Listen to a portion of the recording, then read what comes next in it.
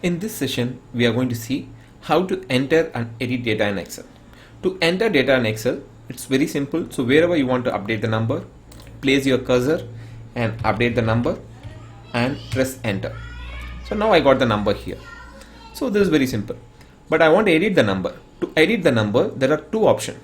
So let me check. Now here I have 745. So instead of 745, I want to change it to 945. So to do that, if I double click here, so it will not allow to edit. I have to go to formula bar. So this is the formula bar. So here, instead of 7, let me update 8. So I cannot make changes directly in the cells. So whenever I want to make the changes or edit the cell, I want to go to formula bar and have to make the edit. And there is another option. Let's go to File, Option, go to Advanced.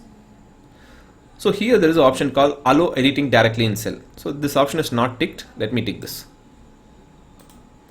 So now you have option to edit the data directly in cell.